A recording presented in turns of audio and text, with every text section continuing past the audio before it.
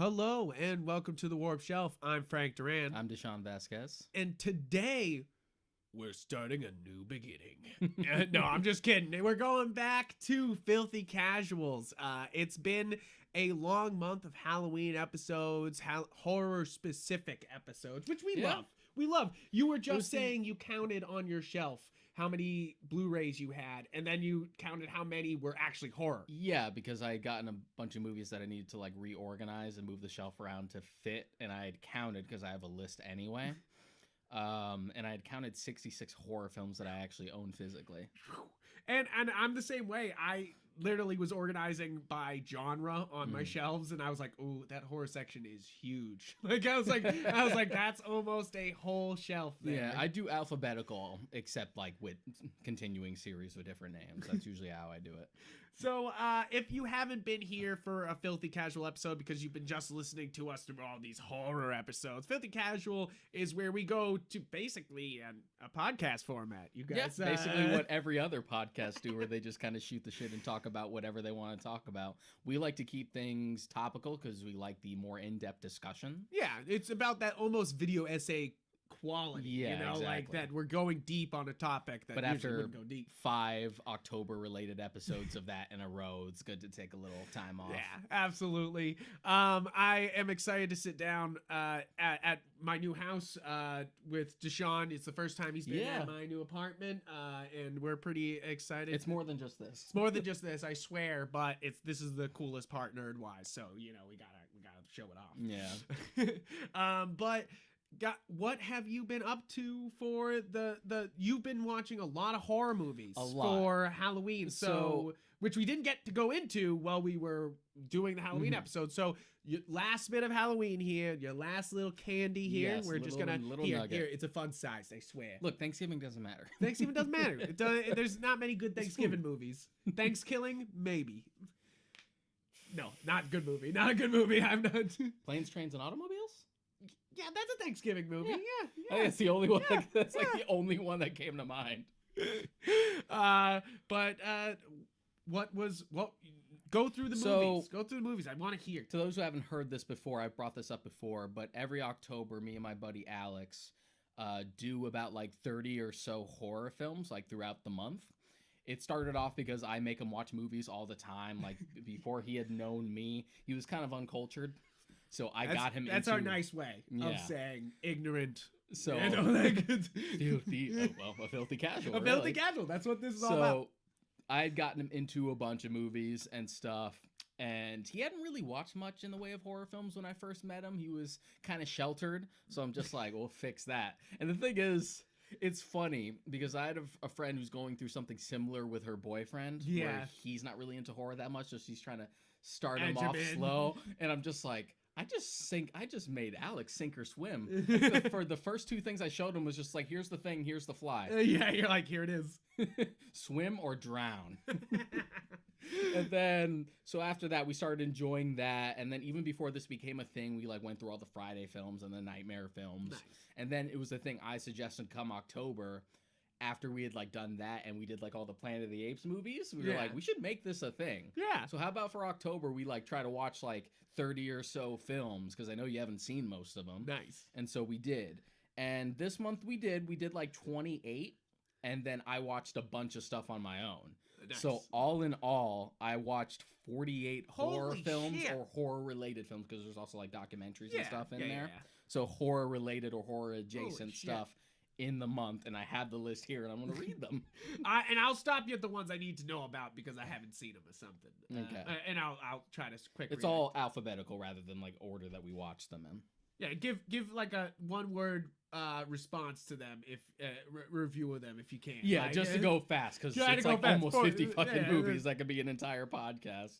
The first one was Behind the Mask, The Rise of Leslie Vernon. Very good. Really good. It's a slasher mockumentary. Yes. So it's a camera crew following a slasher as he's trying to like set up his final girl and stuff like that. Super satirical, really fucking funny. That sounds good. It's just one of those things where like, this is a special relationship. Just like, I don't love her, but I love the idea with her. It's like, through me, she will become a better person if she manages to kill me. It's like this religious experience. That's so weird. It's so goddamn funny. So funny.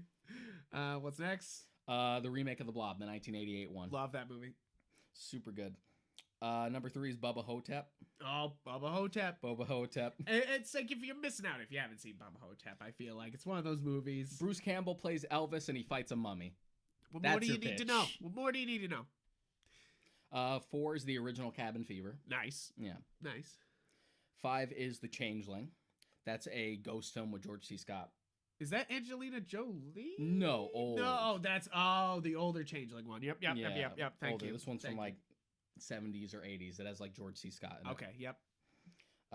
6 is the Child's Play remake, which I finally watched. Yes, so you can get off which my back I was giving him shit about it because he loves Child's Play, and I fucking hate Chucky. I am literally freaked out by Chucky. I don't like him. It scares me for some reason. Like I'm not scared by things. I don't like Chucky. I just it's not that it like scares me, it freaks me out. Child's Play just is like 40 no years old. You're a grown man now. You should be able to handle at least the first 2 I mean, films. of course I can handle the first I can handle them all. I just don't like it because I don't like him. So what you're saying is I shouldn't buy you like a nice Chucky replica. No, if you bought me a Chucky doll, it'd sit in the fucking closet here. There's this one I actually want, bit of a tangent, but like Trick or Treat Studios is this online store that does like really nice authentic replicas of stuff. Oh. And they have like this $500 Chucky.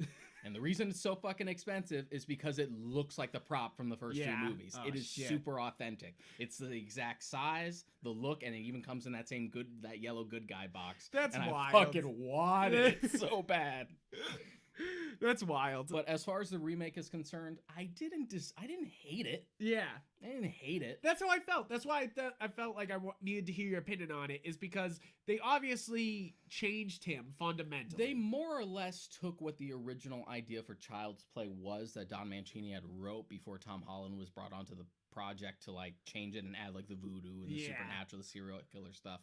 That was like the basic idea in the initial pitch and script, was that it was just the doll through supernatural memes that are unexplained. It's come to life and it is trying to like befriend and please Andy, and that's how that starts. The supernatural like voodoo stuff came after the fact. Yeah. So it makes sense to take that concept and like modernize it. I'm like, okay, that's a take. Aside from I think that, Audrey Plaza does a good job. I actually really liked the way Andy and Karen like interact in this film. Yeah. It's like very risque, like they swear at each other Yeah. and stuff. Like I like it because it actually kind of reminds me of the relationship that I have with my mom, where we would joke around like that in a similar way and just like tease each other. Yeah. So, but aside from that, like I hate the way the doll looks. It's just one of those things where like it's creepy the entire time. Yeah. The original, like it was a doll. Yeah. It was clearly trying to like be like a Raggedy Ann. That's type why thing. it freaks me out. That's why I don't think this Child's Play is as effective. It's good. I think the remake's fine, but I don't think it's as effective because there's no moment of like it looking normal and then not looking normal. Yeah, it looks know, creepy like, the entire time. It just looks yeah. off. Yeah. If they had at least made it look charming, that would be one thing. Plus, Andy as like a character in this is way too old to have it. They even make a joke about it and try to like address it, but it still doesn't really fly. Yeah. And I'm also not crazy about how it's like also like a smart device, so it controls a bunch of shit. I'm just like, okay, time for a ham-fisted watch out for that technology. But Mark Hamill does a great job. Yeah, at least for this version of Chucky, like it's entertaining. Yeah, I think at least that can move forward. I think if you're gonna have Chucky moving forward, you can use Mark Hamill. You know, like, yeah. If you're gonna gonna make a sequel to this and like have this be its own canon, while the original movies that Mancini is still working on is moving on with the TV series, then sure, it's at least different enough. Yeah. Moving on. Next one is a Shudder exclusive one. It's Color Out of Space. Yes, the one with Nick Cage. Yeah. Yeah, weird. It was really good. Yeah? Yeah, I liked it a lot. All right. It's an H.P. Lovecraft adaptation. And I think what works about it is it has that sort of like sensibilities. Because the thing about Lovecraft, other than the racism, is it's always about fear of the unknown. It's all about fear that you can't really comprehend. It's very esoteric, and that's kind of hard to do with a visual medium, because with a book you can describe it and you can let your imagination fill in the blanks. Yeah. But with a movie you sort of have to display it on some sort of visual way. And I think it did an interesting job. It got really trippy and weird. Nice. And it's like the closest thing you'll ever get to Nicolas Cage playing like a Jack Torrance type character. Yeah. Because he starts off as just like kind of a corny dad, and then he goes nuts like Nicolas Cage does. Yeah, it does. But in a good, healthy way. Yeah. So next one is Crawl, which nice. Yeah, Crawl was great. Yeah, Crawl was good. Crawl's great. It's the best shark movie you're ever gonna get that isn't Jaws. It just happens to have gators instead of sharks, basically. Which is just as freaky. You know, like it works out. I really enjoyed this. I almost would pay to see it in theaters again. You know, like I think it was that much fun. It was a lot of fun. I know it was like one of Tarantino's favorites when it came out. The next one was Cube 2. Oh. If you're unfamiliar with the Cube movies, they were basically sort of like a Canadian equivalent to Saw when that first came out, where they wanted to sort of cash in on a similar idea where like it's only one location for the most part, and it's all about traps. Yeah. They got a little more creative just in the sense that it's not like in a bathroom. It's sort of sci-fi, right? Yeah. Yeah. Where they're trapped in like this mysterious cube. None of them know how they got there, and they have to explore the different rooms and stuff like that and try to traverse the traps and see how to get out. And it's very cleverly shot because it's clearly just one set that they're just filming around. Yeah. That's pretty cool. And all they do is like change the lights and like use special effects for the traps. Nice. So it's fun. Cube 2 got really weird because they got a little high on like CG. On their lore. Oh, CG? Yeah, it also went for a different thing. The first movie was very like practical traps. You go in here, we have to solve this equation to see which one they have to go to. The cubes are always changing, so we need to like find a way to traverse it. You have that in the second one, but then they also do weird shit where like it's like interdimensional stuff, and they start playing with time, where like time dilation is different in different rooms. So they tried to like up the ante. Yeah, and it just like kind of doesn't pay off as much. Yeah, I like it. I just don't like it as much as the first. Okay. Yeah. The next one was Cult of Chucky. That was one that I watched with Alex because we had like slowly chipped away at the Chucky movies up until now. And so now, aside from the remake, he's basically caught up. Nice. The next one was The Dissent.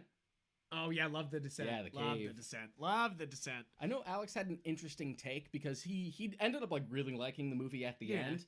Initially, when it takes the turn and you get to the supernatural monsters, he was actually a little disappointed. Really? Because he actually found that the movie was like really effective and scary, intense, just being like stuck in a cave. Stuck in a cave and like it's true. Being super dangerous. That was like the part that makes you go, oh shit, you know? So it's just like he felt like it almost cheapened it by adding the supernatural element because it didn't need it, but then by the end it like got him. Yeah. He's like, yeah, that was a lot of fun. Yeah, exactly. Neil Marshall actually just announced he's doing another movie that involves like subterranean creatures. It's not connected, but he's doing something similar. Yeah. Next one we watched was Dr. Sleep. Nice. Which you still need to watch. Yes. Yeah. There's actually 2 from that director on here. Oh. The next one at number 13 was Don't Look Now. Don't Look. Yeah, we were talking about this on the car ride over. So that one stars Donald Sutherland. It's more thrillery than horror, I guess you could argue. It's about a couple who like loses their young son in an accident, and then years later, after they've kind of been through like the grieving process, the mother starts to like get involved with like these sort of sketchy old women, kind of like witchy stuff. And then it sort of becomes like a hereditary thing where they become desperate to like, I want to talk to him. Let me know that my son has moved on. And then the shenanigans happen from there. Jeez. Okay. Next one up was Final Destination. Yeah. Which I've watched for the first time this year myself. It's not bad. It's not bad. It's definitely a product of its time. And also, you could tell they kept changing the idea they wanted in the first movie. They were like, you could tell they were like, okay, there's no villain in the movie. And then they're like halfway through the movie, they're like, no. It was death. And like, you know, and they like kind of horseshoe that death thing in kind of a little late. I feel like I enjoyed the movie more that there wasn't this presence that was trying to get them, that it was just fate. Like there was just no way for them to get out. That's you know, sort of my thing with the movies, especially in the first one because it had like the opportunity. Yeah. Is that I feel like the film would have been a lot more effective if the circumstances in which they die seem a lot more plausible. Because a lot of the time it's super contrived. Super contrived. And it's obviously supernatural. Yeah. Like the bathroom death. Yeah. You're just like, okay, it's almost like comical how all these like pieces fall together and then how like the water retracts as soon as he's dead. It's just like, you know what? If you just played it, it would have been tough to pull off. But if you had executed it where it was super realistic and all the pieces came together and it didn't feel like it was a contrivance, then it would have been a lot more frightening. Yeah, I think so too. And plus, you might have even been able to like play in more ambiguous elements. It's just like, is this some supernatural force? Yeah. Or are we just destined to die? Yeah, exactly. And that's why I found that movie. It's like I definitely like the other movies in the series. I've watched up to 3. I haven't seen the final. That's pretty much where yet. I stopped. I need to, but and I want to, but I just think that they turn into the Saw series where they're just like, all right, let's fucking kill these kids. And even like as early as the first one, the problem is the way the tone is played is that even in the first movie, it feels like comical at times. Yeah. Like, you're not going to tell me, like, the girl getting hit by the bus isn't funny. Is it? Yeah, like, I know. Hilarious. I'm not fucking... I literally laughed out loud and felt bad about it when I first watched it. Like, the way it's played, it's just so comical. But so next up was the original Friday the 13th, which I watched with commentary because I got the box set. Nice. So I had to, like, revisit that. Cool. And then the one that was actually part of the movies that I watched with Alex was the remake. Because we hadn't gotten to that one yet. Rob Zombie or... No, the remake of Friday the 13th. Oh, sorry. My bad. Yep, nice. Sorry, we haven't gotten to the Rob Zombie one yet. I'm not sure when I want to like drop that on him. I don't know how he's gonna take it. He's kind of I've showed him other Rob Zombie movies before, and he's kind of middle of the road about them because they're not for everyone, and they're not for everybody. They get like real grading sometimes. I haven't even I've been doing the same thing where I've been showing my wife horror films and that she hasn't seen before, and I've just kept her away from most of the Rob Zombie movies just because they, as much as I like them, they are overly gory for the sake of being gory, and that's hard to explain to somebody who doesn't like gore. Like they're very intentionally like trashy, and it's like very grating and kind of just like really obnoxious. Yeah, but that's like part of it. That's part of it. Yeah, like like especially House of a Thousand Corpses. I feel like that's sort of the weird Devil's thing. Rejects. That was always like the weird thing about Rob Zombie directing Halloween for me, because I like that first Halloween movie. The second one is garbage, but that first one I do. That one like is just a stab fest. Like it doesn't even slow down. Like the second one, like that. It doesn't even feel like a Halloween movie. Like no, Michael's it's just like wandering around the country without a mask, and he's all like caveman now. I'm like, this is stupid. But the first one I do enjoy as being its own thing and having its own like flavor. Yeah. But it was just a weird project for him to tackle. You would have think they would have gotten him on a Texas Chainsaw film. Yeah. Because his sensibilities match that type of movie more. It's almost like they were like, he was kind of like, I did that with House of a Thousand Corpses. Maybe, and Devil's Rejects. Don't make me do it again, like, because I believe that. That sounds right to me. The next few was like Part 4, Part 5, Freddy versus Jason, because again, I got the boxes, so I started like just going through them with the commentary and stuff. Which, check out our episodes on that. Similar thing happened with Get Out. I finally got the Blu-ray, so I watched it with Jordan Peele's commentary. That was fun. Halloween 19. Is it funny, like, or is he really like insightful in that? He makes like a joke here and there, but it's more just like he makes a joke that like the whole point of like a film like that is to keep it more ambiguous and to have people interpret it, but it's just like, nah, I'm just gonna give the go. This was my exact intention. Just like, I just want to geek out about how much fucking research I had to do to make this goddamn movie. That's awesome. So like Halloween 78, because I watch that on Halloween almost every year. I went through the Hatchet trilogy. Oh yeah, all of them. Yeah. 3. I know there's a 4th one now that's called Victor Crowley. So give me the rundown. Which ones should I watch? All. First 2. First 2? Yeah. Okay. You can watch the first 3 just because they literally take place one right after the other. Yeah, it's like Yeah. Oh, nice. So the first 3 have like sort of a complete story. The first one was okay, just kind of unpolished. The second one I think is probably my favorite. That's when they had like a bigger budget, like the kills were a little more polished, and they just had a little more fun with it. Yeah. And it didn't feel as amateurish. But all 3 of them, well, all 4 of them really, with Victor Crowley, are directed by the same guy. Huh. And it has Kane Hodder playing Victor Crowley, like the big monster, mostly because that director is a huge slasher fan. And there are a bunch of horror cameos in the trilogy that just make me smile. Yeah. Like Robert Englund's in the first one. Kane Hodder's in there. You have Tony Todd, and the second one has like Tom Holland, who directed Child's Play and Fright Night, in there, not to be confused with Spider-Man. Yeah.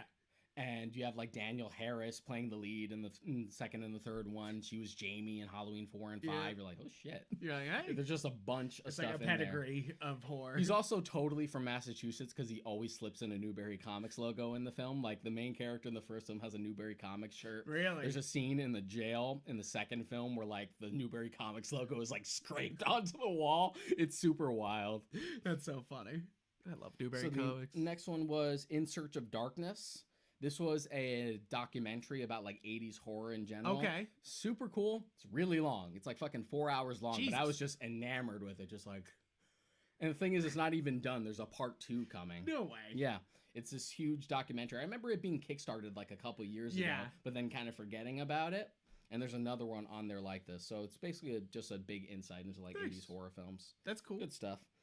26 is Interview with the Vampire. Nice. Which is funny because I had just finished listening to the audiobook like for the first time, like the day before we had watched it, which wasn't planned because I basically just have a grab bag of just like mistitled stuff for him to pick, and then we watch the movie based on that. So he doesn't know what we're watching ahead of time. Nice.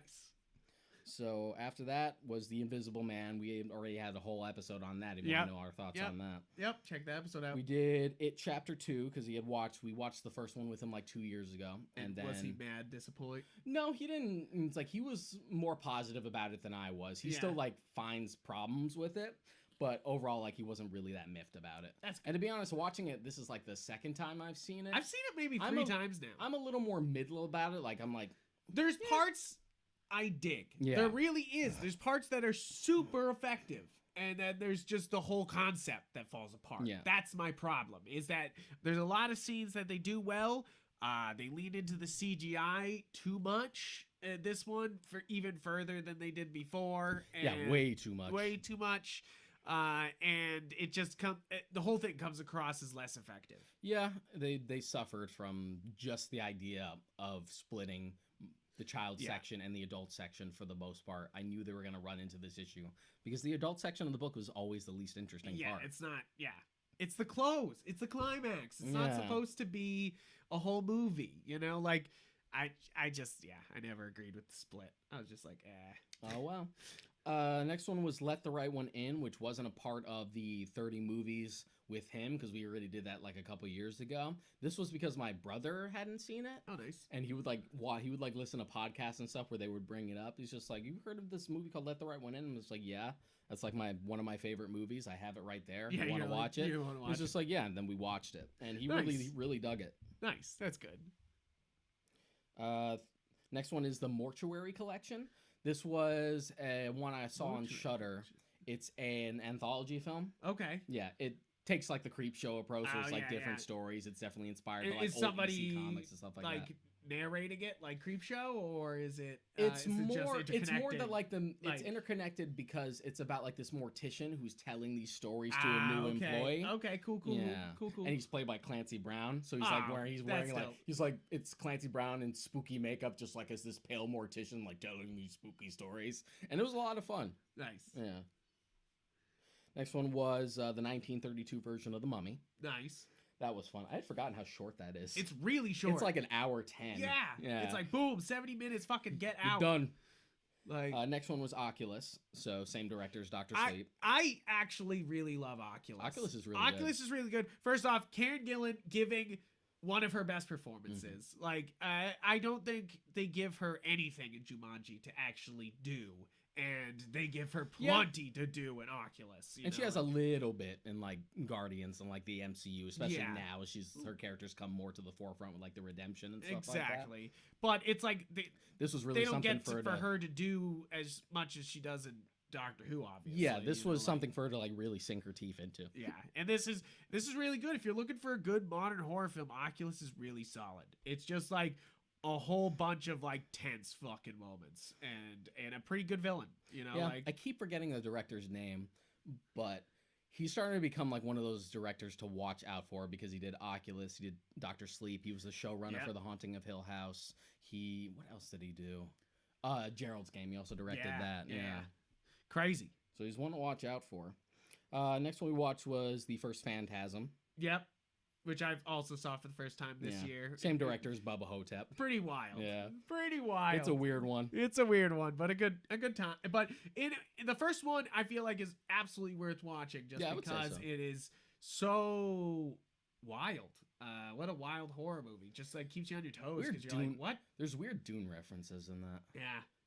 There's a bunch of them. There's two where he puts his hand in the box. The hand in the box, and like one of the characters is literally like, fear is the mind. Yeah. I'm like, huh? And then there's literally a bar. And he says he does that on purpose. I read the IMDb on it. He was actually a Dune fan, and this was before even the David Lynch film came out. Which is crazy. You're just like, oh, okay. I just really like Dune, guys. Next one was John Carpenter's Prince of Darkness. Oh, nice. Always fun. Love that. After that was Pumpkinhead. Yeah. Which I'm still not crazy about. I had like put that on there because he was curious about it and I hadn't seen it in a very long time. Yeah. I'm still not crazy about it. I like the effects and that's about it, which makes sense because it's a film that Stan Winston directed. Really? Yeah.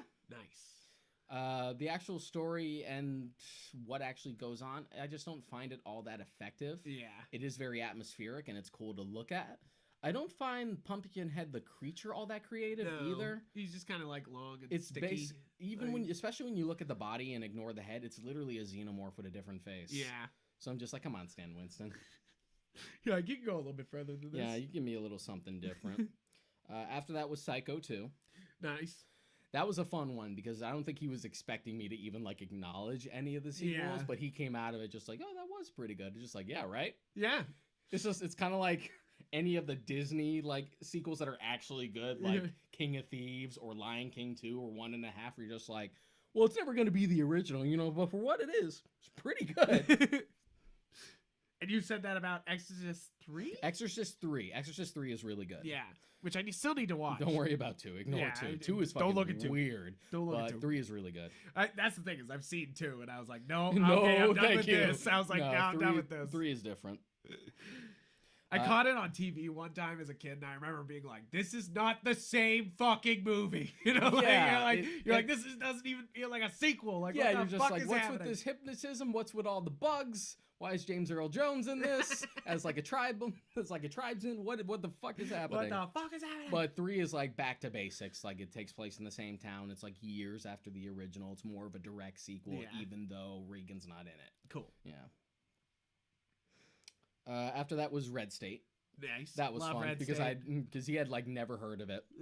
So he he had never heard of it. That's and great. we've seen like all of the View Askew universe and stuff. So he was really surprised when he saw that written and directed by Kevin Smith credit at the end because I didn't tell him a thing. Yeah, that's great. Yeah, he enjoyed it.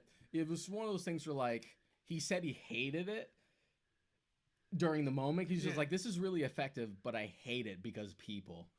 Yeah, because you're just like, they are just fucking crazy, you're like, and no. he liked the ending. I did tell him about the original planned ending, and like everyone else, he's like, God damn it. Yeah, right. It's like, I really wish that happened. That would have turned it from like a really good movie to like a fucking instant classic. Yeah. If it had the balls to do that. Though. Yeah. It's still great. I still give it to I honestly still think he could have found a way to do it. Yeah, something. Yeah. Yeah, I know. After that was the Rocky Horror Picture Show. Good. Had he not seen Rocky Horror Picture Show? That's great. Hadn't, no.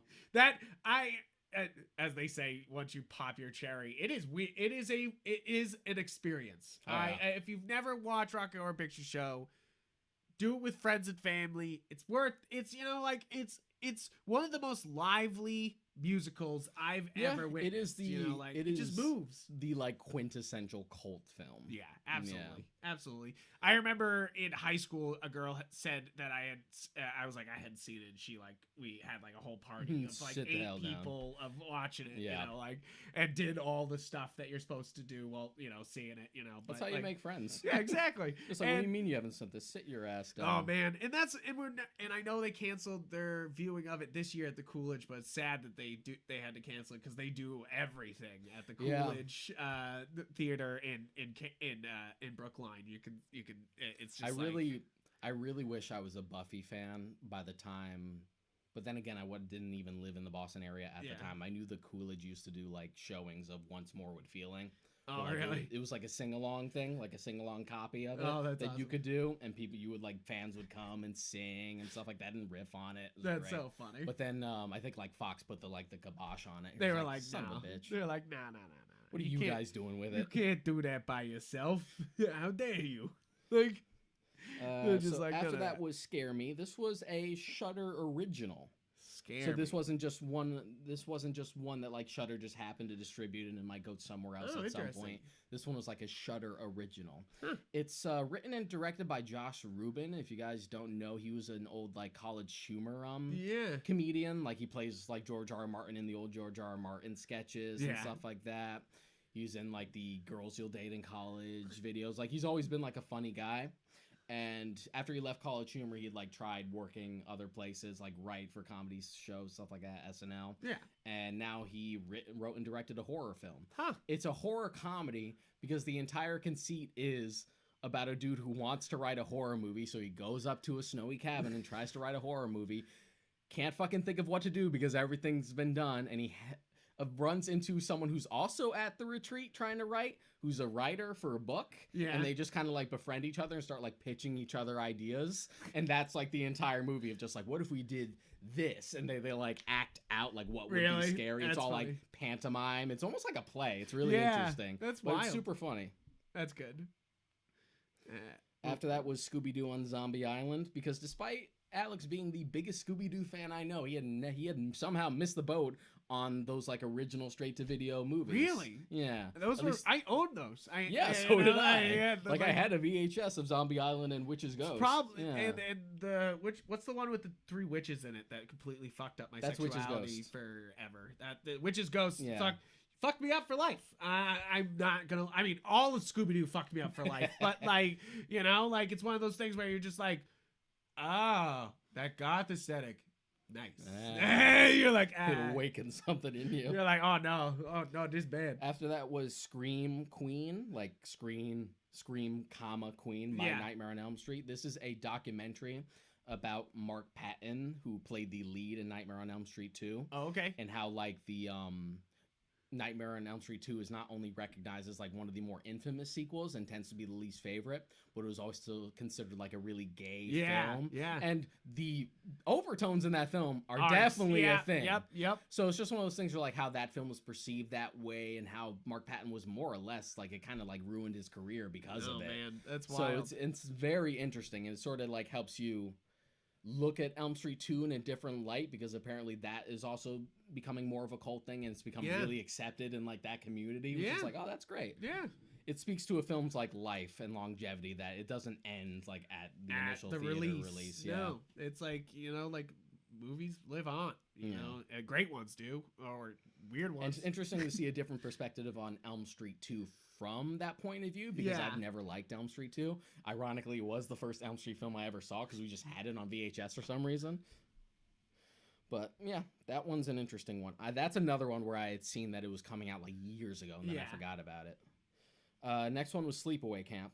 Oh, okay, nice. Original. Super trashy slasher film. I do really like it though. Yeah. It's got a crazy ending. It's nuts. Yeah.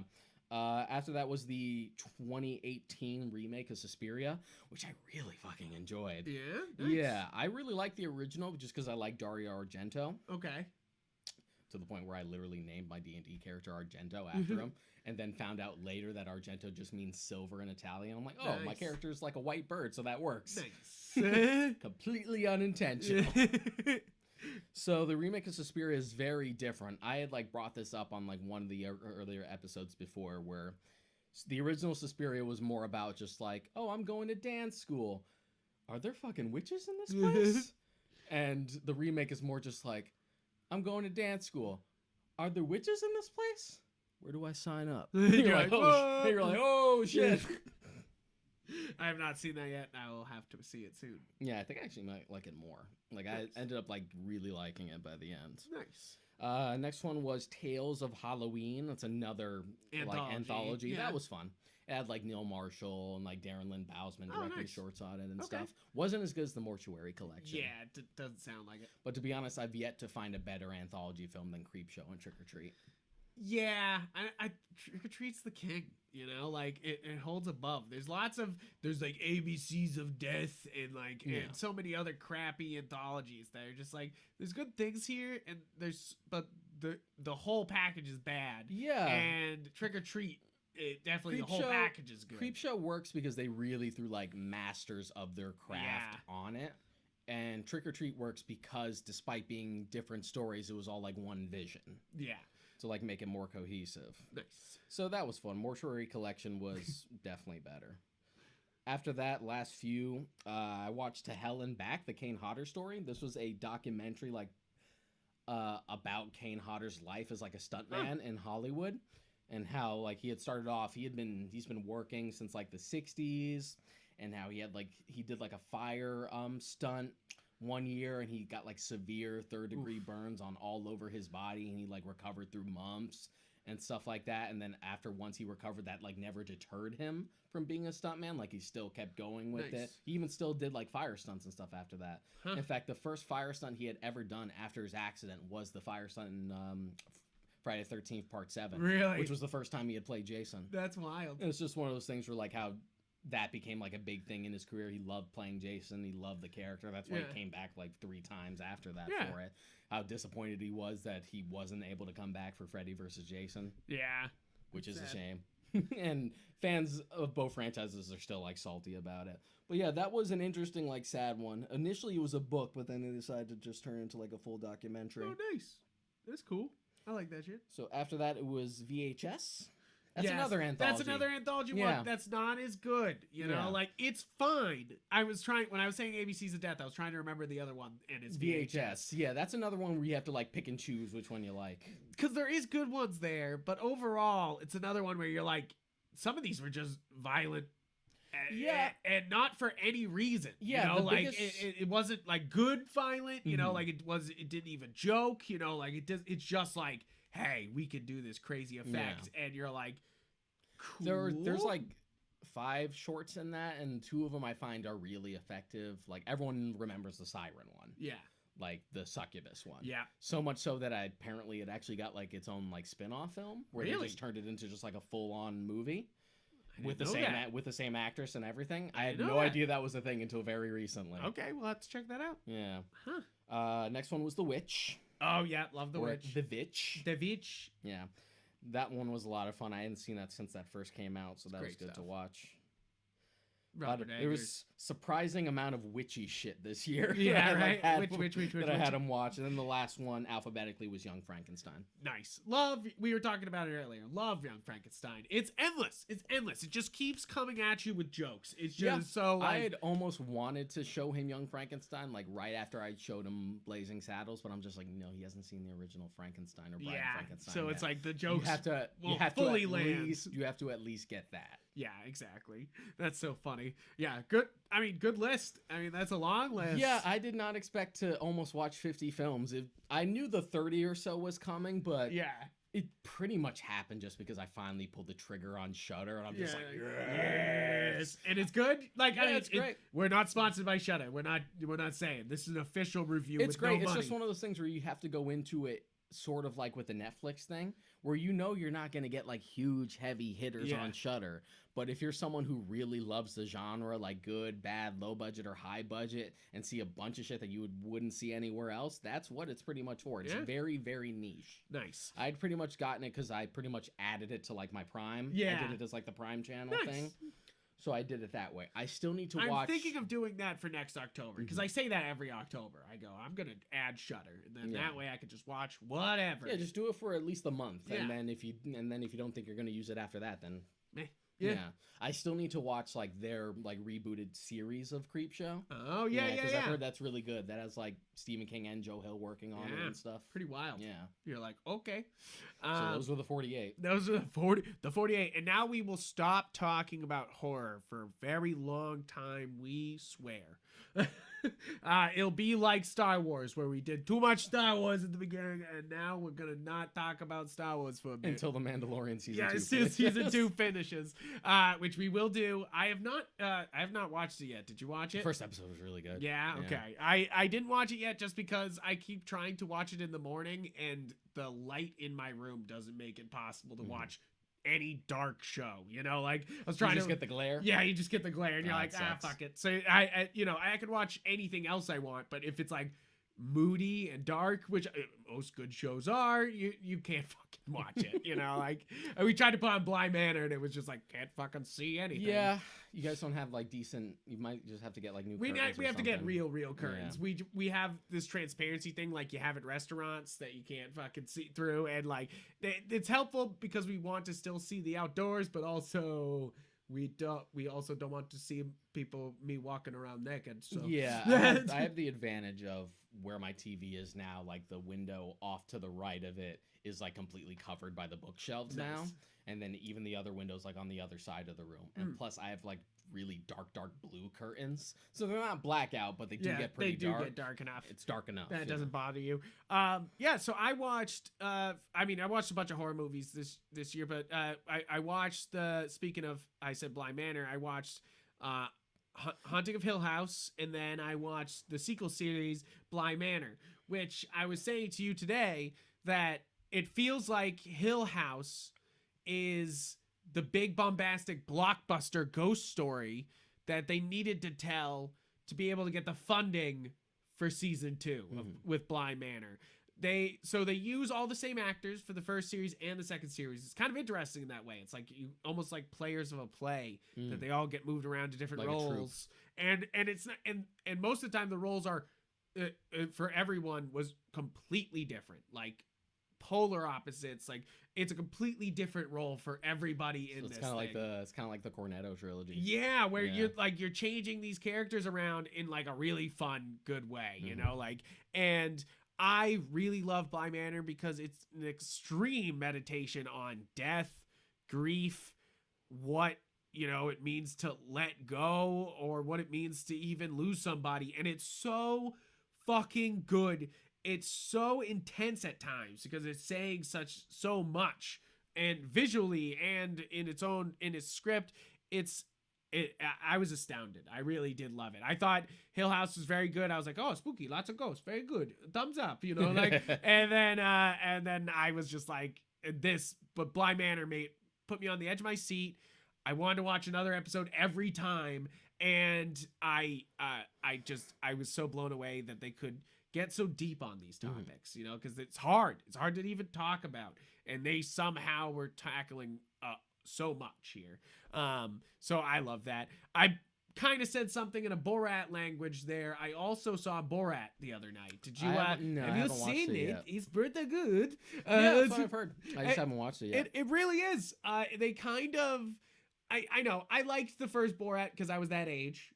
When it came out, that was kind of like we were the perfect target audience for that movie. And this is a different target audience. This is a different movie, and I kind of like it a lot because it's just Borat not being able to be Borat because everyone knows who Borat is, Yeah, that was always going to be like the complication if you wanted to do a sequel, is because you can't, like, the genie's out of the bottle. The genie's out of the bottle. So they play with that by having his daughter come along with him, which he talks about his 8 sons in his first movie, but he doesn't talk about his daughter that he keeps in a fucking cage, and they have this whole book that like how to take care of daughter, and it's like she has to stay in a cage, and like and they like it's so wild, and it's obviously saying stuff about feminism and stuff like that.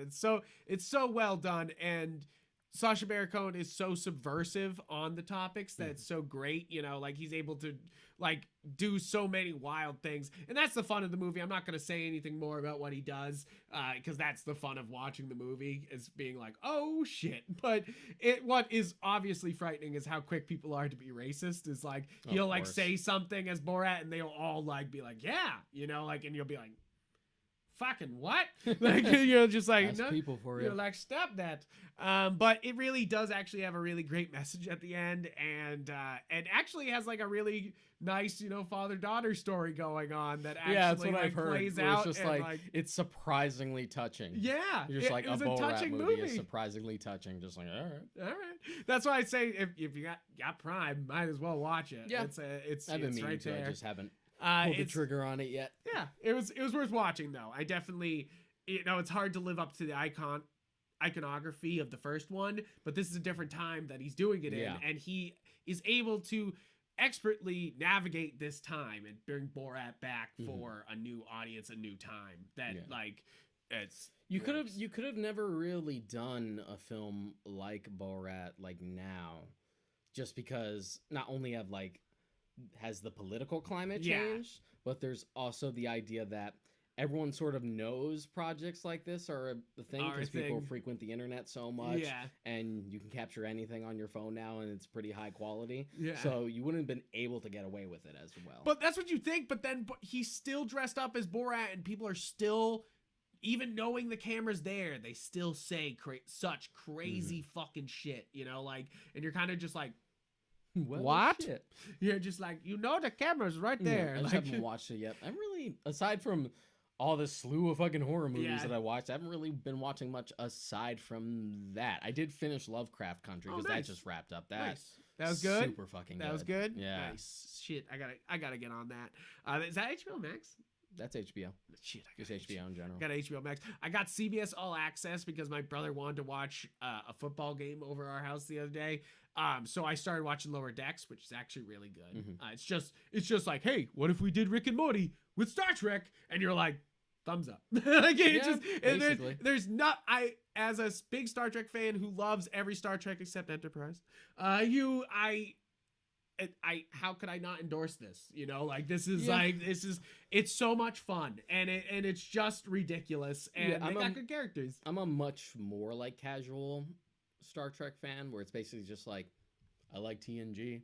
It's like I did watch like most of Voyager, and I've pretty much seen all the movies except Beyond. You need to see Deep Space Nine though. Yeah, Deep Space Nine. Yeah, that's what I hear. Yeah, I think you of all people would love Deep Space Nine the most because it's obviously the most dark. The crossing. So like TNG, Star Voyager. Trek lines. I've seen all the movies except Beyond. Yeah.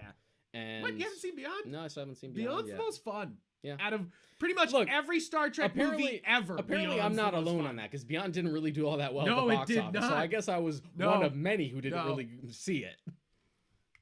But yeah, that's what I've heard. That's exactly. I've heard that it really feels like Simon Pegg wrote it. You really feel that. It's fun, and it's just basically like an action Star Trek movie, which some people will be like, that's not a Star Trek movie, but in reality, it still feels like a Star Trek episode. Like it's just a really long one, and I'm okay with that. I haven't watched any of Discovery. Like I'm not against it. I watched the whole first season. I watched like the first couple episodes of Picard, and it was fucking garbage. Really? I need to watch that. I'll have to get on that.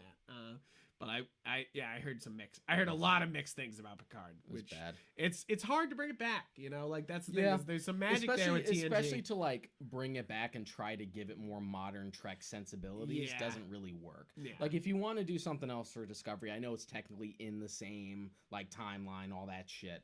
But to make it its own thing, make it more violent, war like blockbustery, fine. I don't need it to be as introspective as the original set of shows. But when you try to apply that to Picard, you immediately associate it with TNG, and you're just like, this isn't TNG. And I try not to be one of those people who are just like, it's not Star Trek. Yeah. But when you directly tie it to TNG, you're just like, Nah. Well, I'll have to check it out at some point as soon, because I think I got a month of CBS All Access now. Now I'm going to cancel that shit. HBO Max has actually got like a batch of a couple things. They finally put Young Justice on there, all 3 seasons, so I can watch the new one as well. Nice. They just put all of Key and Peele on there, which is great because I was itching to rewatch Key and Peele again. Nice. So gaming wise, because we'll get off movies for a bit, I finally beat a game. I stopped playing my endless games a little bit of Idle Champions and Overwatch. obviously have not stopped. If you can see all the time I'm logged into Idle Champions, I'm over 2,500 hours now or something like that in that game. Ridiculous. And I'm very close to getting all the characters, and then I swear I'm walking away. I swear once I get all the characters, I'm walking away. Then I can feel like I beat it. But then, and of course, Overwatch has been great, but gotta move on to something else. Yeah. So I played Hades, which has been pushed to me a lot, and I downloaded it and really loved it right from the beginning, and finally just like put the time in the past 2 weeks and beat it. Mm-hmm. And what a great fucking game. This game, I know it came out on other systems, but this might be the best Switch game of 2020. Like, it just might be the best thing that comes out this year. I know that's a big asterisk because there hasn't been that many fucking games this year for Switch, and some of them are remakes, so you can't, like, trying to be like, but Galaxy came out this year. You're like, fuck you. Like, you're like, that came out years ago. But Hades is a fantastic dungeon crawler roguelike with the whole Greek pantheon weaved in. All voice acting is done, and it's fantastic. Like, extreme amount of voice lines in this. So many unique reactions to every character you run into. Like, every main character you run into has unique lines. Not almost every time. Every time I've run into them. And, that makes sense, because that's the same developers who did Bastion, right? Yeah. Yeah. Yeah, it's Supergiant. And Bastion was really good about that for, like, dynamic narration. Yeah. Where even when you fuck around, like, the narrator will kind of call you out on it. Nice, that's where funny. You're just like, because the narrator in Bastion sounds like this. He's very smooth. Nice. It's just like, he's like, the kid finally found a new weapon. And if you, like, fuck around and just try to destroy a bunch of barrels and stuff like that, the kid decided to take his rage out. It's like on some of these crates. That's great. And, like, if you talk to him because you meet him in the hub, you keep talking to him and he has nothing else to say. He's just like, sometimes a shrug is all you can say. It's like, there was nothing else left to say. Basically, just like, stop talking to me. There's no unique thing to say here. I got nothing else.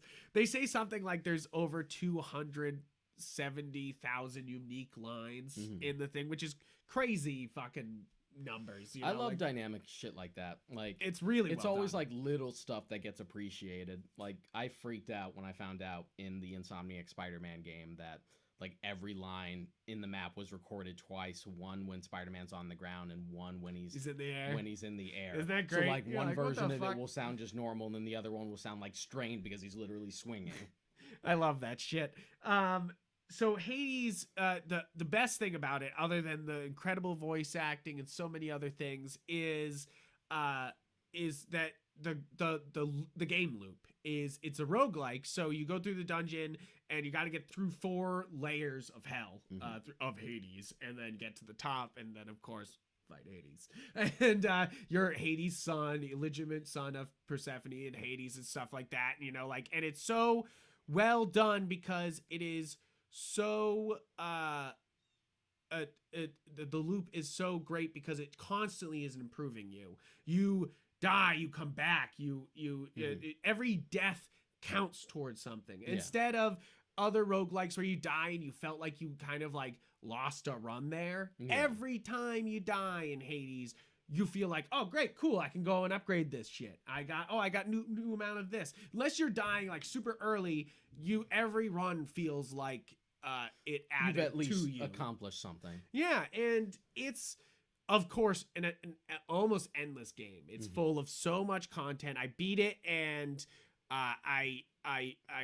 it just opens the whole game up, and you're like, oh, cool, like, you know, like, cool stuff. And so it's like, I beat the game at, like, I think it was 20 or 25 hours, 25 hours, and I think there's so much more. You know, if I really wanted to go hard, there would be so much more game here, and I absolutely recommend this to everybody. I think I beat the game easier than most people will. This is a hard fucking game. I will say that right now. If you are not used to this difficulty or the idea of dodging, you know, like, which I know that can be hard in video games. Sometimes you just want to fucking rush people. You will die and you will have to like keep coming back, you know. But that's what's so great about the game, that even if you feel like you lost wrong, you could come back with better stuff, you know, the next time. It feels like you're constantly upgrading, constantly moving forward. I can't recommend this game enough. I literally cannot. This is when I get the article together, it's going to be a 10 out of 10 review, because this is the music's great, the fucking voice acting's fantastic, the game loop's great, the art design is fantastic, and really I enjoyed almost every minute I played with it. You know, like there wasn't moments where I was like, oh fuck this, you know, like there was definitely moments of like, oh shit, I didn't know what to do with the Minotaur and Thesis. But then, you know, you figure it out, and or you level up enough to be like, fuck you. You're enjoying it. That's one you've been like trying to push on me ever since you like started playing. I'll push it on everybody. I have enough shit to play. I absolutely think it's, unless something great comes out before Christmas as a surprise drop, this is absolutely the best game on Switch in 2020. Yeah. And I think it'll beat out anything else that comes out. You know, like I think this is the king, and you should play it. You know, like it maybe it might not be a dungeon crawler, but if you're like a Diablo guy, you'll fucking love this. Okay. You know, like I also tried to play some other games, but they were a little harder. Bloodroot, super fucking hard, and Into the Breach, super fucking hard. So I kind of stepped away from those. Well, you're not the only one who's playing super hard shit. Yeah.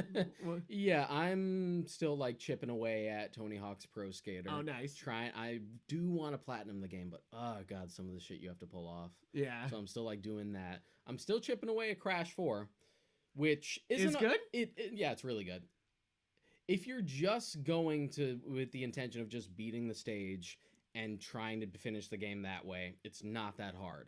If you're trying to go completionist on it and get like all the gems and collect all the boxes and stuff like that, flashback tapes, it'll kick your ass. It is so fucking difficult. Oh man, that's rough. It might. Like it rivals like Crash 1 in terms of difficulty. Like it's a pain in the ass. That is a pain in the ass. I'm so sorry. That sucks. But also I'm sure it's a good time. Yeah. You know, like, I doubt I'm gonna platinum it. Like it's that fucking tough. Really? Jeez. Yeah. And I'm pretty good with like platformers. Yeah. I played the shit out of Celeste. Yeah. Yeah. It's less. Yeah. Celeste gets really fucking hard. Yeah, that gets really fucking hard. But like, it's so annoying because they split up how they divvy up gems this time, because there's no crystals in this game this time. Instead of just having one gem for collecting all the boxes, as well as like the hidden colored gems for specific runs and special platforms, the way it works is you get like 20%, 40%, and 80% of all Wumpa fruit in the stage. That's a gem, that's a gem, that's a gem. Then there's collecting all the boxes. Then there's beating the stage. Without dying more than 3 times. Jesus Christ. And then there's the hidden gem. So you have that to contend with. But if you want to go completionist on it, you also have inverted, where the entire stage is reversed and there's a specific gimmick, and you have to do that. The same thing.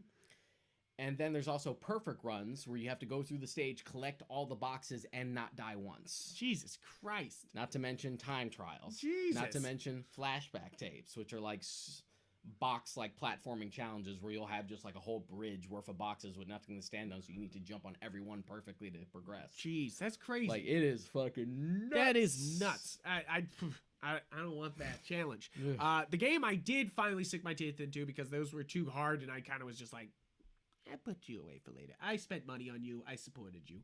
Like, I've done what I want. I played SteamWorld Hand of Gilgamesh. Gilgamesh. And it is part of the SteamWorld universe. You may know them as SteamWorld Dig, with Metrovania and which was very good. I loved 1 and 2. I own them both. Very good Metrovanias. This is a card game in the same universe, you know, using all the different robots and the cogs and like the steampunk aesthetic and everything that's going on. But of course you introduce a bunch of magic shit, because it's cards. It's a card game. Really well done. I don't know if it beats Slay the Spire as a card game that is complete on the Switch. You know, like you play the game and it's all in there. You don't have to buy some fucking DLC or buy packs all the time. It is just like the game and you play it.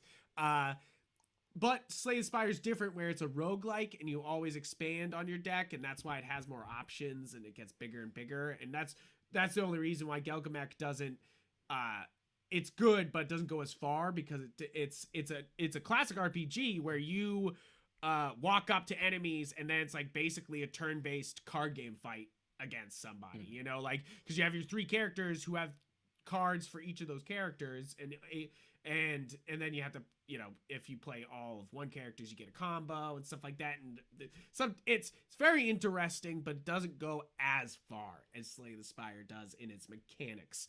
But that's not a bad thing, because this feels more, if you just wanted adventure, if you just wanted like a classic RPG adventure, this is more it, you know, like, and it might not be as punishing as Slay the Spire either. It's kind of, it's more straight. It's the only thing that can go bad for you is you didn't search far enough for better cards that are hidden throughout the level. Otherwise, you can most of the time work your way through the bosses. I'm wondering if they'll finally slap me at the end with like a really hard duel.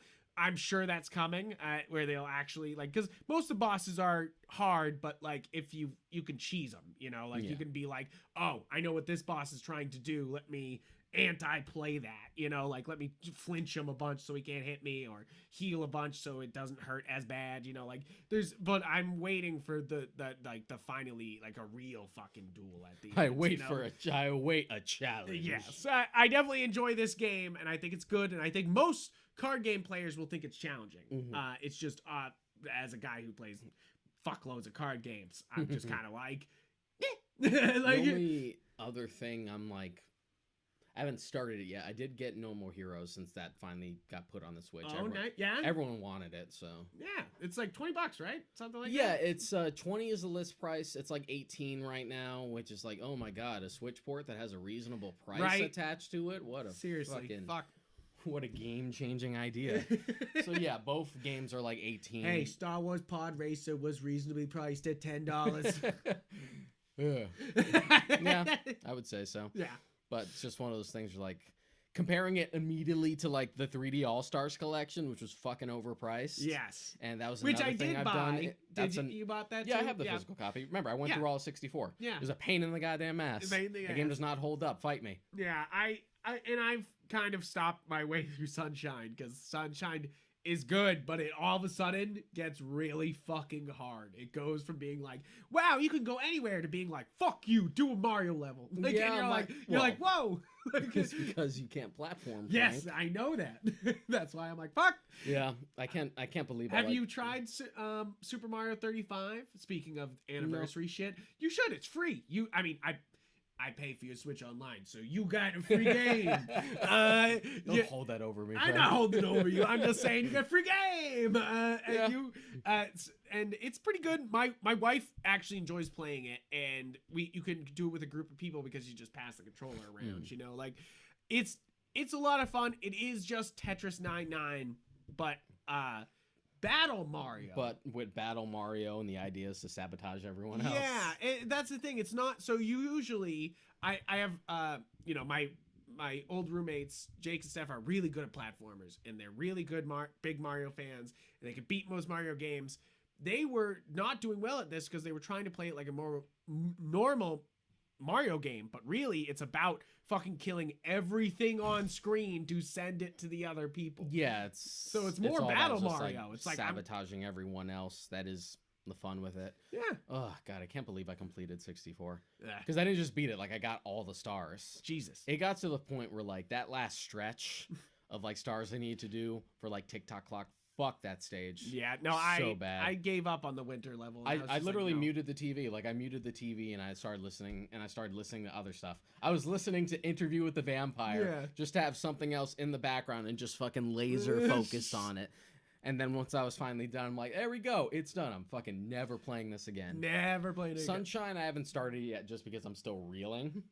But once I do, I'm sure I'll fare better with that because I've done that before and I know the controls are better. I'll get to Galaxy. I want to get to Galaxy. I'm not giving up on Galaxy. I'm really not. I want to play. That's the reason why I bought this collection. Other than playing 64 on Switch, I want to, and playing Sunshine maybe for the first time. It's like, I want to play Galaxy. Yeah, I got No More Heroes. I just haven't started it yet. I was also playing a little bit of Okami because I got that a while ago. I just hadn't started it. I also got Okami. I need to play that. It's really good. It's basically a Zelda clone. Yeah. Which is great.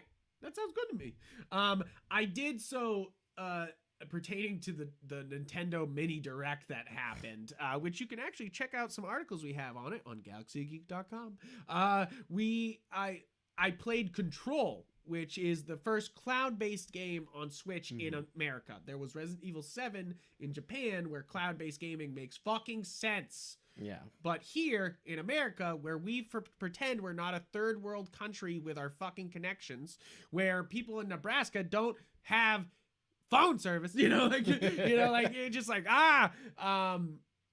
and that's a frustration from work where we have to we're trying to remote record people in weird fucking places. So we have to send them Wi-Fi hotspots because literally their Wi-Fi is useless. They can't play a YouTube video. Yes. I'm just saying it was a bad idea to release this in America because even with my pretty solid internet, I'm not saying I have good internet. It's Xfinity. It's not even fiber. It's okay. I had a very hard time playing this game, even with a wired connection. I have a fucking LAN wired Ethernet connection into this thing. And I thought, okay, I won't have any stutters because I have a direct connection. This game, I played it on performance mode, not performance mode, on full max graphics because I was like, hey, I have a good connection. Let me try this.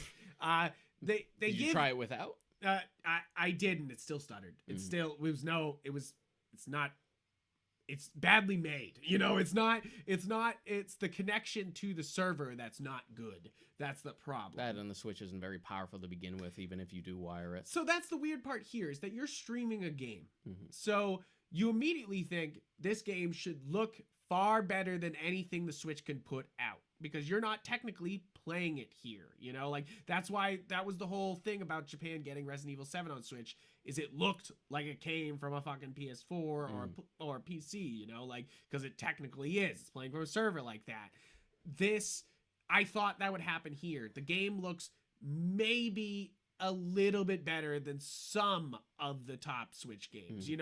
This is even Wolfenstein kind of beats this fucking game out graphics wise, which is sad because this is a game not playing on Switch. It's using non-Switch models. It should look good. It should look good.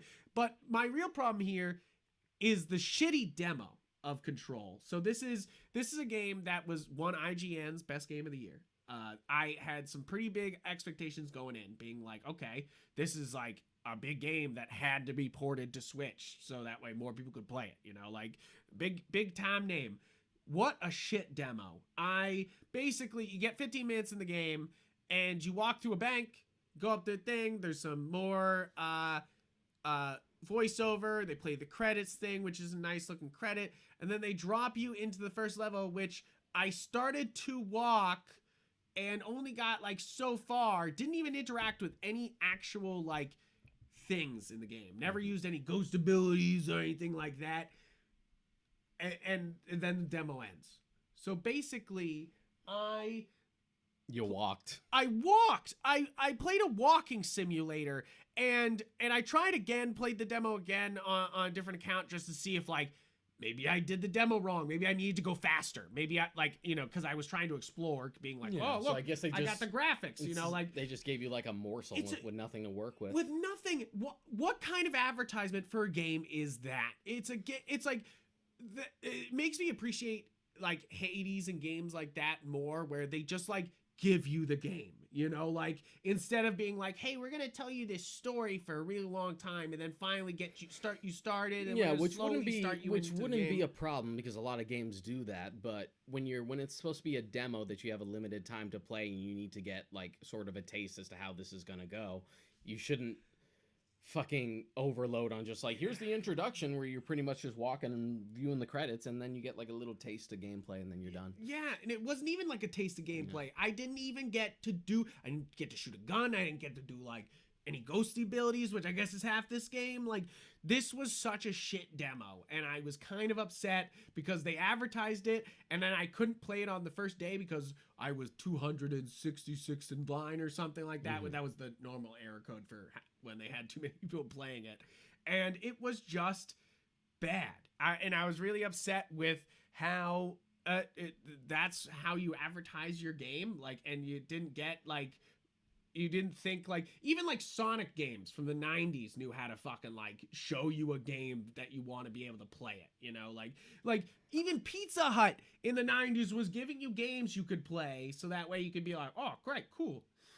You check it up who's the developers on Control real quick. I'm just looking up Control, like what the general consensus about it is, because I've heard good things, but that's I've heard some good things, of course, because IGN said best game of the year. I know Cade from our site Galaxy Geek, Cade and Cade's Arcade, he did not like it. He thought, and when I told him that I didn't like the demo, he was like, yeah, that's how I felt about it. You know, like they kind of like. They say a lot, but in reality, it's not much game going on. Okay. You know, like, and well, your mileage is always gonna vary with something like that. Yeah, it's just kind of wild that they gave out this free demo, like, you know, like because it comes as the game's free, and then you download it, and of course you have to play the demo, and then you can like expand the demo experience, and then it's the full game, you know, like, so you can't even buy this game physically. You can't, like, there's no other way to get this game than through this one service, and it's weird, you know, like, it's strange. It doesn't work the way it should. So it's not exactly giving any like incentive. No, and it's kind of, and we don't talk about bad things on this show that often, but it really was like, what the fuck was this? You know, like, you're just like, it was a bad experience. It kept stuttering. It didn't look good. There was no gameplay, and I was just like, how does this game win Game of the Year? You know, like, which I would have to watch more, I guess. I would have to try it myself, but it's not really. It seemed interesting, but it wasn't exactly on my list. I already have enough to contend with, especially with like Miles Morales, like. Later this month. So in the comments down below, if you played Control and you liked it, or even if you played the Switch version and you had a good experience, please let me know what you did to have a good fucking experience, you know, because I did not, and I was like, what the fuck is this? Yeah, that's the only things I have pre-ordered is Miles Morales and Cyberpunk, assuming that doesn't get pushed back again. It's never come out. It's the Avatar 2 of video games. It is the Avatar 2 of video games. I'm not even joking. It's never coming out. It's sort of, there's like the hipstery side of me that's just like, look at all you fucks like are on CD Projekt Red's ass. You didn't even know who they were before Witcher 3 came out. Right. You're just like, it's crazy. I was like one of the few people I knew who even played the first 2 Witcher games. I was just like, you heard about Witcher 3? Just like, yeah, I've heard about Witcher 3. I also, you know, I don't encourage crunch, you know, like what's going on, you know, like, and it's sad that these guys have to look, man, crunch. That's a thing in every fucking in like, every studio. Industry, and everything is working like hard that's been rampant in the gaming industry for years. So like, don't try to make it out like they're the only ones who do it. No, of course not. But we're living in a world where we're more aware of it, and we hopefully will call out companies that do it to a bad degree. You know, because I think there's crunch to every art. You know, art finishes hard at the end. You know, like that's how art usually happens, you know, like movies usually will start slow and then wham at the end, you know, like because it's that's how much it takes to finish the project, you know, like, and that's kind of what's happening here is that they were trying to put it on 2 generations, and now they just have to fight trying to put it on 2 different generations of consoles. You know, like that's real. And I hear the problems are coming from the past generations. Not obviously not the PS5 and the Xbox S. What the fuck is it called? The Xbox fridge. Series X. Series X. I don't want the refrigerator. Did you see? I don't want the refrigerator. Dude, did you see the cases? What cases? The cases for the Xbox ones, like the game cases. No, it looks exactly the same as like the normal. So. The normal one is, you know, the green case. It has the Xbox One logo on it. Yeah. This one looks exactly the same, except it just says Xbox on its own, and then there's like a tiny logo that says Series X on the right. Oh my god, so many grandmas are gonna buy the wrong version. I'm so fucking glad I don't work at a store anymore. I know, that sounds terrible. I avoided the fucking flood that's gonna be coming with that, because I still know people who still like work retail like that and stores that like sell that stuff. And you heard that oh my god, the guys, other I feel new so Xbox bad. sold really well when it because they confused it. Yeah, because they confused it. They like, and that I'm sure Microsoft was like, that's what we wanted all along. You know, like probably like Dummies. Sick. You know, like that so works great. Like, did we learn nothing from the Wii U? I know. You're just like, what the fuck? But it's yeah. I think that's the main problem with this system is that you're gonna be like, okay, which one should grandma buy for, you know, like that tweet was the best. That was just like the Xbox Series X play Xbox One games? It's like, well, it can play Xbox One games, but not Xbox One X. But if you want Xbox Series X, and you're just like, there's like smoke coming out of your ears by the time you finish reading. You're just like, hey, PS5, can I play PS4 games on you? Yes. Like, and basically. You're just like, what's the next one? 5. Okay. All right, nice, thanks. Yeah, exactly. And even like Xbox or 360 wasn't bad, but then you guys had to get weird. You had to get weird. If you called the third system the Xbox X, no one would have questioned it, but you had to call it the Xbox One, just like, okay, so it's the Xbox One, but it's not the original Xbox. Yeah, you're like, it's not the original Xbox. No, it means like all in one device. You're just like I do think it was a 5-head move though to buy Bethesda. I do think that buying Bethesda and making hopefully all future Bethesda games exclusive to Microsoft. Let's not say hopefully, because I'm not fucking getting an Xbox. No, I don't want an Xbox. It is a good move for them because they have like no exclusives to speak of, really. Yeah, it was kind of like, I didn't have any exclusives, let me buy this. Yeah. You know, like, but and they're still, and everyone at Bethesda is still like playing coy as to like whether or not that'll affect stuff that went into development before the buyout, like whether or not we'll still get like Elder Scrolls 6 multi-platform, which would be super fucking ironic. Super weird. Because after Skyrim's just like, you can play Skyrim on a fridge. We're gonna fucking drown you with Skyrim. You can play it in your Tesla. Skyrim. It's the only fucking Elder Scrolls game that's ever existed, right? Skyrim. Just Skyrim. Like so the fact that if we went from that to being like, you can only play Elder Scrolls 6 in one place, yeah. Just like, where did we make this turn? Where did we make this turn? I don't think it will. It's too big of a cash cow to keep it to even exclusive. If they do it, it'll be timed. A time thing, yeah. That's what I was thinking. I think there will be certain things that will not be timed. I think Wolfensteins and Dooms moving forward will not be they will be exclusives. That would piss me off. I know that would make everybody angry, really piss me off, that makes the Xbox the shooting champion because you're holding all the keys. You're holding Halo, you're holding Doom, you're holding Wolfenstein. Doom's not all you as need is much fucking of an Call of Duty exclusive, and Doom's you're done. Not as much of an issue for me because the story in Doom doesn't really fucking matter, but because Wolfenstein is a continuing story that went from 1 to 2 and it still has like more stuff to tie up. If you suddenly made the third one, which I presume they would try to like end it there, before like trying something else, to make that exclusive would really get on my nerves. Yeah, because I really enjoy it on Switch. You know, like the new Colossus stuff and new Colossus is great, and that one picks up like right after. Yeah, it's crazy. Right after the first game. Crazy shit. The sequel, the one with the daughters. Youngblood. I heard that wasn't great. I enjoyed it. I played it on Switch. It's definitely not the same game. Mm-hmm. It's definitely not even trying to be, you know, like it's trying to be like, what if we did open world Paris?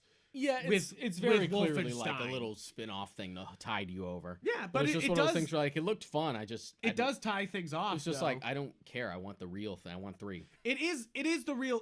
To be fair, it is a Wolfenstein. Mm-hmm. You know, like it's just not as straightforward storytelling. You know, like Wolfenstein is like move forward. You know, decades later, so it's like more like futuristic. Yeah, exactly. It's in Paris in the 70s, so they're making like. It's funny though because they have all the 60s and 70s like references, but it's all, you know, like it's super contemporary anyway. Yeah, it's funny. It's good shit.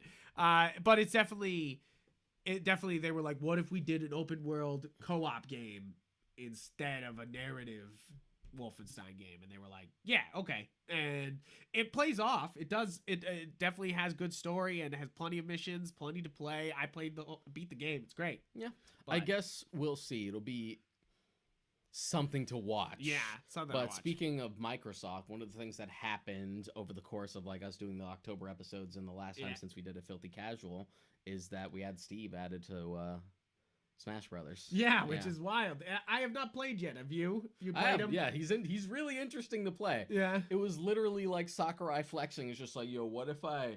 It's like, you want Steve from Minecraft? Just like, yeah, sure. It's like, what if I just put Minecraft in Smash? Yeah, all just of like, Minecraft. What if I just like made Minecraft and put it into Smash? Because that's basically what it is.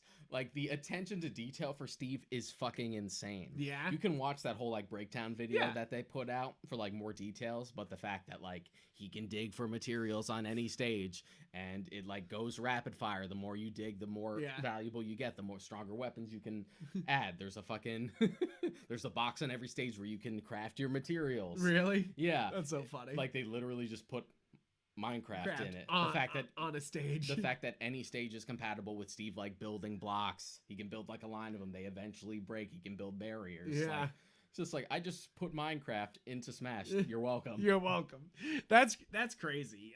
I don't even know if I have the second fighter pass, but definitely I'm excited to see what comes next after that was the thing I was looking forward to. Steve was one of the characters I wanted because I could see the potential of what they could do creatively, so long as they pushed him away to make him different enough from Villager. Because that was the biggest concern, was that he would be too similar to Villager.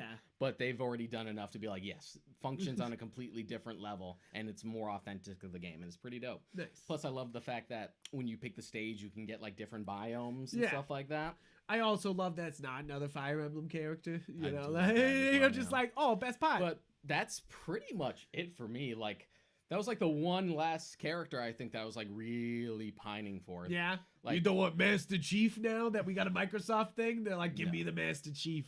I mean, we got Banjo-Kazooie. What the fuck else do you need? Like, that's always been my argument. Yeah, the only other the boys thing, came. The only thing that would genuinely surprise me would be another platformer character, like if they put fucking Crash in it or something. Yeah, Crash almost makes sense. Crash makes sense. And it would be a Sony character, so it would be like, other than Final Fantasy, it would be like, wow. You know, like, you'd be like, that would be the only one left that would, like, genuinely surprise me. Other than that, like, you've pretty much given me all I wanted. Yeah, and I don't, and I kind of agree. I'm curious to see what the next, I think it's 3 more characters or 2 more? 3 more. Because this first 2 was Min Min and Steve. So I'm very curious what they have in store moving forward. Yeah, because I know that for Fighters Pass 2, these were all specifically like Nintendo's choices. Yeah. And when they said that made me worried that they weren't going to aim for third-party characters. And then like Steve pretty much broke that. Yeah. So you're just like, okay, all right. I just don't know what's coming now. I obviously you don't need, I know the joke's there, Fortnite characters, because now you got Steve. I think you don't need that at all. Please do not put fucking Fortnite characters in this. Sakurai, I don't think will do that, but like, it's possible. You're like, all the move sets are there, but fuck them. We'll see what he wants to endorse next. You know, like, it's kind of it. Sakurai being like, I love these things. Here you go. You know, like, because Sakurai's got some crazy, they showed off his Minecraft levels, and he's got some crazy fucking levels. Like, Sakurai, don't underestimate Sakurai. Sakurai. He's a genuine gamer with like varied tastes. Yeah. Like, he was a huge fan of Persona before Joker was ever added. Nice. That's why I'm surprised we don't have real Persona on Switch. That was pretty much why they put Terry in like in Ultimate, because Sakurai grew up as a huge SNK fan, so that's pretty much why we got him. I love Terry. I love having Terry there because it was the biggest, like, everyone being like, give me Steve from Minecraft, and then it was Terry, who doesn't give a fuck about anybody, you know, like, he does, like, nobody, like, even me, I who knew the character, I was like, is that Terry? Like, I was like, is that really like Fists of Fury? Like, what? Like, you're just like, what? Yeah. And straight up, do something about it. Do something about it. Yeah, it was the biggest, like, I feel like it was his big troll pick because it was just his big, like, I love this series. When you watch that like breakdown that came out for Terry, where he would like go through like he the sounds levels so proud and stuff like that. He's just like, you could tell he's a huge SNK fanboy. He's like, look, I put Maya in the background, you know, and you're just like, yeah, good job. Yeah, he's like, look at all these details. I try to make them compatible. Here's how you do the button combinations. We actually put like a real fucking fighting game character. That's the craziest bit to me is that he basically, with that character, was like, hey, I'm melding a bunch of literal fighting game genres. That was my, you know, like that was my favorite thing about it because I love the memes that came out with that of people like making fun of Smash fans, just like, oh boy, these fucking Smash fanboys are actually going to learn how to play fighting games. You're like, ha! Because you have to play it like a classic, like a Capcom, you know, like whoop, whoop, whoop, whoop, whoop, like moving your fingers around, like, but yeah, I think that's it game wise for me and film wise. Pretty much. Yeah. Everything I would be excited for movie wise is pretty much keeps getting pushed back. Keeps getting pushed back. I lost my goddamn mind with that Dune trailer. I knew they were gonna push it back, and now next year, I guess. Next year. I still haven't been to a movie theater yet. I've been kind of cautious about it, and then now with AMC starting to close some theaters, I was really upset about that. Yeah, the only thing I watched, I did watch the new Made in Abyss movie. Oh. That's because they were offering just rent it digitally. I'm like, fuck, I'll just put it on my TV. That was fantastic. Nice. Of course, if you read on galaxy.com, I got the Digivice, and you have your Digivice in your pocket. Yep. Show it to the camera. This little device has, you can read my article on it, and I kind of go deep on it there, but that little device there has gotten me on a big Digimon kick, and maybe we'll do a whole Digimon episode at some point, but basically I'm on the last 2 episodes of Digimon Adventure 01, and I'm going to try to work my way through as much Digimon as I possibly can. It's definitely lower tier shonen stuff, but it's still fun and nostalgic, and the humor's good. Yeah, I have a good time with it. I definitely like watching. I am sort of on a Transformers kick still. Nice. It had started with that like question. We hadn't brought this up on an episode before, but like we're on season 2, like me and Alex. Yeah. Of the show. Once we're done with season 2, we can watch the movie. Nice. Yeah. Nice. Yeah, and I definitely enjoy the Digimon show. I think it's real solid. I just can't wait for more. You know, is more my thing. It's just like, okay, there's some plot here now. More. Do it again. Do it big. Yeah, the more you're gonna get is when you get to Tamers, which is weird because that's like in a completely different universe. Really? That's funny. The thing about Tamers is that Digimon Adventure 01 and 02 exist in Tamers as shows. Really? Yeah, it gets kind of meta. That is meta. Yeah. That's like the Gundam show where they make, you know, the Gunply. They make the fucking models, and then they're also fans of watching the show, but somehow they still have Gundam in real life. It's just like one of those things where you're like, what? Like, how does this all work? Like, don't worry. Like, how does this work? Don't think about it too hard. Don't think about it. But yeah, I'm gonna try to. That's my new like project is Digimon. I'm gonna try to get through them all because I did Dragon Ball before. We did an episode on that, and I did all of Yu-Gi-Oh before that, and which I'd probably say almost more painful. Both of which than is the first season. I'd probably say like 5DS. both of which are much more to get through. Yes, because with Digimon, you can pretty much get to Tamers and then stop. Yeah. I have a soft spot for Frontier. It's not everyone's thing. Because you pretty much have to like go in accepting the gimmick, like they transform into the Digimon this time. They're now Power Rangers. The fuck is this shit? What is this? But if you like that gimmick, which I did, especially growing up, then you can have fun with it. After that, Data Squad, Fusion, like I've tried to give them a shot, even knowing that like obviously they're kid shows, and obviously I'm too old for this. It's all like relatively speaking, I can know how to put that in the mindset, but even in that like relative nuance, it's hard. Yeah, it's the same. It's this. I get that with this show is that it is a kid show, and I'm not. That's the thing is I don't have high expectations. I'm just kind of like every time they surprise me, I'm like, hey, good job, Digimon. You know, like you surprised the fuck out of me. I did buy an Omnimon though. I did pre-order one. Ooh. I sent you a picture. Yeah. Of it. That's gonna be sick. Yeah, that'll be shit. That's not gonna show up for a while, but that is gonna be nice when it does show up. And yeah, definitely, guys, check out galaxygeek.com, where I have an article about the Digivice and go into it deep. Deshaun edited it for me, so both of us have touched it. And it inspired me to get my own, mostly because like I got mine in black, so it looks cooler than it does look cooler than my yellow one. I only paid like $5 for mine. Yeah, definitely get it at Target. Amazon right now, for some reason, is charging $20 for the Digivice. Don't do this. This is something that I didn't put in the article. Buy it at Target. Buy it at Walmart. It's $5 there for some reason.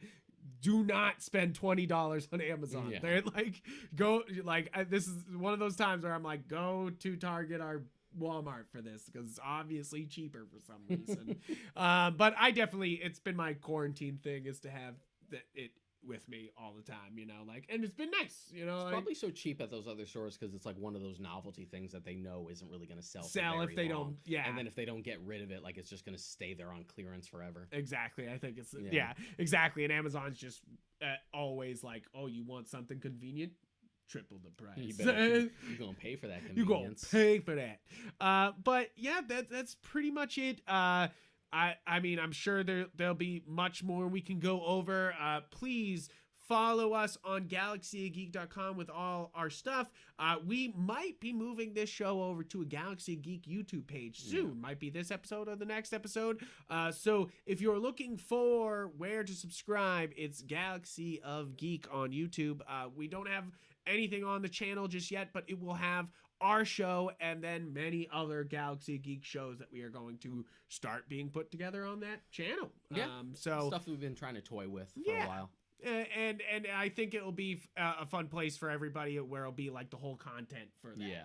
Instead of, Yupfrank channel and this channel and this channel. We're all coming under one roof. But also we have Twitters. I'm Yupfrank on Twitter. I'm Modcrack on Twitter. Please reach out to us there or on our Facebook page. There's a Warp Shelf Facebook page, and a Galaxy Geek Facebook page. And basically subscribe to the podcast everywhere you listen to podcasts, because that's what we're everywhere. We're on everything. Yeah, pretty much every platform. Every platform you can find us on. Just type in The Warped Shelf, and you'll find us on there. But thank you guys for tuning in. Thank you for doing a Filthy Casual episode with us, and I hope you enjoy, and I will see you next week. Adios.